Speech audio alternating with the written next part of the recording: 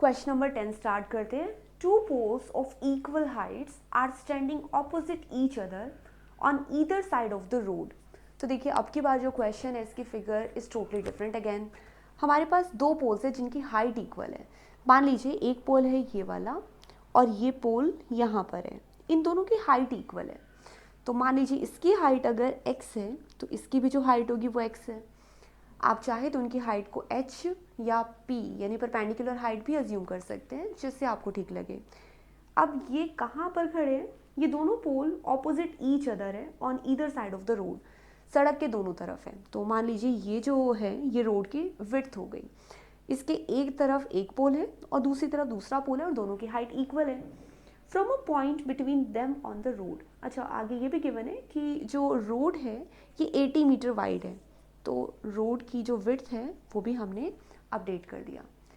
Second कहता है कि अगर हम इस रोड के किसी पॉइंट से, मान लीजिए हम इस पॉइंट पर हैं, इस पॉइंट से दोनों की तरफ देखते हैं, दोनों पोल की तरफ देखते हैं, angles of elevation the top of the poles are 60 degree and 30 degree. यानी इस पॉइंट से अगर हम इस पोल के टॉप पर देखते हैं या इस पोल के टॉप पर देखते हैं तो जो ऊपर की तरफ एंगल ऑफ एलिवेशन बनेगा वो 60 डिग्री और 30 डिग्री बनेगा।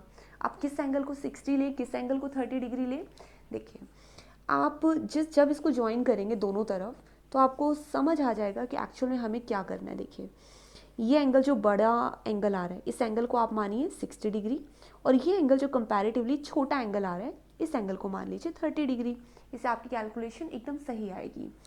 बड़े वाले एंगल को हमने 60 ले लिया और जो कंपैरेटिवली छोटा एंगल था उसको हमने 30 डिग्री ले लिया। हमें ये नहीं पता कि ये जो पॉइंट है इसका डिस्टेंस कितना है, तो मान लेते हैं कि ये जो डिस्टेंस है, इस पॉइंट का नाम अगर हम O लेते हैं और इस पॉइंट का नाम अगर आप A लेंगे तो ये पॉइंट हो जाएगा B, है ना। इसका नाम C रख देते हैं, इसका नाम D रख देते हैं। अपने अकॉर्डिंग आप इनके नेम्स चेंज कर सकते हैं। Find the height of the poles and the distance of the point from the poles. अब हमें सभी कुछ फाइंड आउट करना है। हमें x की वैल्यू फाइंड आउट करनी है, हमें ये भी फाइंड आउट करना है कि ये जो डिस्टेंस है ना, ये वाला, ये पॉइंट इस पोल से और इस पोल से कितने डिस्टेंस पर है। तो दो ट्रायंगल जो हमें समझ आ रही है पहले हम उनको सेपरेट करते हैं। एक ट्रायंगल हमारी है जिसमें एंगल बनता है ये वाला, ये वाली जो परपेंडिकुलर हाइट है ये x है और हमें ये नहीं पता ये कितनी वैल्यू है, सिर्फ हमें ये 30 डिग्री का एंगल पता है, तो इसे हम यहाँ मेंशन कर देते हैं। ये वाली जो लेंथ है इसको हम क्या अज्यूम करें। देखिए ये वाली लेंथ जो है, अगर आप इस वाली लेंथ को कहते हैं कि OA है तो ये जो पूरी वाली लेंथ है ये 80 मीटर थी। 80 में से अगर आप OA की लेंथ को माइनस कर देंगे तो आ जाएगा यहाँ से यहाँ तक 80 मीटर है। 80 में से आप इतना माइनस कर दीजिए तो AB की लेंथ आ जाएगी और हमें AB चाहिए। ये पॉइंट है C, ये पॉइंट है B और ये पॉइंट है A। तो AB की जो लेंथ है वो आप कह सकते हैं कि 80 माइनस OA है। ठीक है, एक तो हमने अपनी ट्रायंगल के अंदर दो चीज़ें एडजस्ट कर ली है। ऐसे हम दूसरी ट्रायंगल पर आते हैं, उस ट्रायंगल को भी अंडरस्टैंड करते हैं कि उसमें हमें क्या क्या वैल्यूज़ पता है। जो सेकंड ट्रायंगल है वो डायग्राम आप ऐसे ड्रॉ कर सकते हैं कि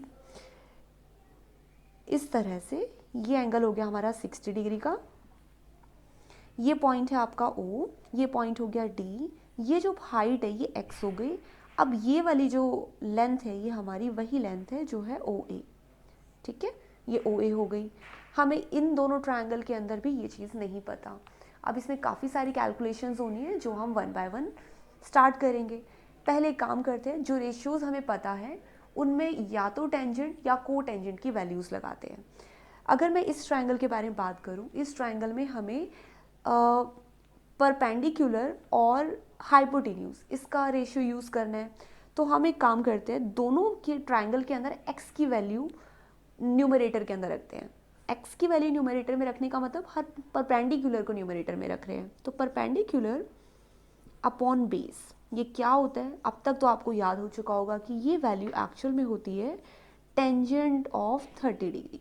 30 डिग्री क्यों? क्योंकि टेंजेंट का एंगल है। अगर दूसरी ट्रायंगल में भी हम यही रूल अप्लाई करेंगे तो इस ट्रायंगल के अंदर भी यही होगा। इसका भी परपेंडिकुलर अपॉन बेस, ये जो फॉर्मूला है ये भी इसमें भी टेंजेंट है और ये टेंजेंट हो गया 60 डिग्री का। अब दोनों के अंदर हम वैल्यूज़ ऑब्टेन कर लेते हैं। दोनों के अंदर जब आप टेंजेंट 30 लगा रहे हैं तो परपेंडिकुलर तो सेम है, परपेंडिकुलर है कितना, दोनों ही x है, तो यहाँ से x की एक वैल्यू आ जाएगी टेंजेंट 30 इंटू बेस, यहाँ पर बेस अलग है, कौन सा बेस है, 80 माइनस OA है, हम इसको सेपरेट लिख लेते हैं। इस वाले ट्रायंगल के अंदर बेस अलग है, इसमें परपेंडिकुलर सेम है x है, और टेंजेंट 60 के साथ अब की बार जो हमें मल्टीप्लाई करना है वो बेस सिर्फ OA है, ठीक है। तो दोनों ट्रायंगल के अंदर हमने टेंजेंट लगाया और हमने दोनों में से x की वैल्यू फाइंड आउट कर ली। अब x की एक वैल्यू यहाँ पर है, x की एक वैल्यू यहाँ पर है, इसका मतलब ये दोनों वैल्यूज़ क्या है, एक दूसरे के इक्वल हुई। अगर मैंने कहा कि x इक्वल है 30 और दूसरी तरफ मैंने x की वैल्यू को y के इक्वल रख दिया, तो इसका मतलब ये हुआ कि y की भी वैल्यू वही है जो x की वैल्यू है, वही चीज़ यहाँ भी है, x की वैल्यू यहाँ भी है, x की वैल्यू यहाँ भी है। दोनों इक्वेशन से आप कह सकते हैं कि ये दोनों वैल्यू एक दूसरे के इक्वल है। तो इसका मतलब ये हुआ कि आप कह सकते हैं कि टेंजेंट 60 को अगर हम OA से मल्टीप्लाई करते हैं वो इक्वल आएगी वैल्यू, अब इसकी ज़रूरत नहीं है, इसको हम अलग कर देते हैं, दैट इज़ इक्वल, ये वाली वैल्यू हमने इक्वल रख दी इस वाली वैल्यू के, tangent 30 into 80 minus OA।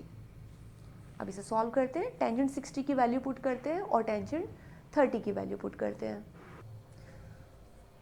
Tangent 60 की वैल्यू है √3, तो यहाँ हो गया √3 to be multiply by OA equal, tangent 30 की वैल्यू होती है 1/√3 to be multiply by 80 minus OA।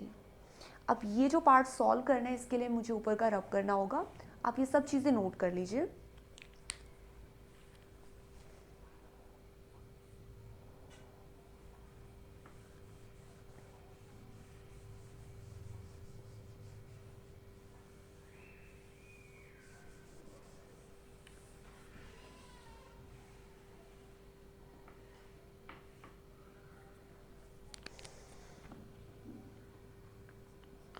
√3 into OA equals है 1/√3 और 80 माइनस OA। ऐसी इक्वेशंस को सॉल्व करने के बहुत सारे तरीके हैं। फर्स्ट हम एक काम करते हैं, इस डेनोमिनेटर से √3 को हटाने के लिए √3 को ऊपर क्रॉस मल्टीप्लाई कर देते हैं। √3 जब यहाँ √3 इंटू OA से मल्टीप्लाई होगा तो सिर्फ √3 को मल्टीप्लाई करके ये बन जाएगा 3 इंटू OA इक्वल, यहाँ पर क्या वैल्यू बची, सिर्फ 80 माइनस OA बचा। अब OA की ये वैल्यू हम अगर यहाँ भेजेंगे तो नेगेटिव हो जाएगी, तो इसको यहाँ भेज देते हैं, तो यहाँ हो गया 3OA और माइनस का OA यहाँ पर मल्टीप्लाई होके प्लस का OA हो गया इक्वल्स 80। 3OA और 1OA ऐड हो जाएंगे, ये बन गए 4OA इक्वल्स 80। तो यहाँ से हमारी OA की वैल्यू आ गई 80/4 यानी कि 20 मीटर। अब ये OA क्या था, अपने डायग्राम को व्यू करते हैं।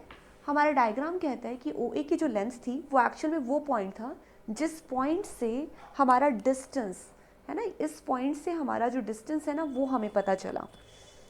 तो अब हमें ये पता चल चुका है कि ये पॉइंट कितने डिस्टेंस पर था, ये पॉइंट है 20 मीटर के डिस्टेंस पर, ये वाली वैल्यू हमें मिल गई। अब ये वैल्यू अगर हम अपनी पहले वाली किसी भी इक्वेशन के अंदर पुट कर देंगे तो हमारी ये पोल की भी हाइट आ जाएगी। तो पहले वाली इक्वेशन व्यू कर लेते हैं। ये हमारी फर्स्ट इक्वेशन है जिसमें x की वैल्यू OA इंटू टेंजेंट 60 आई थी। x मतलब height of the pole, OA की वैल्यू हमने अब ऑब्टेन कर लिया 20 है और टेंजेंट 60 होता है √3, तो हमारे पास हाइट ऑफ द पोल आ गई है 20√3। तो हाइट ऑफ द पोल भी आ चुकी है 20√3 और हमें पता चल चुका है कि ये जो पॉइंट है इस पॉइंट का डिस्टेंस एक पोल से 20 है तो दूसरे पोल से कितना होगा, 60 होगा। तो ये हमारे पास आंसर्स हो गए, ठीक है।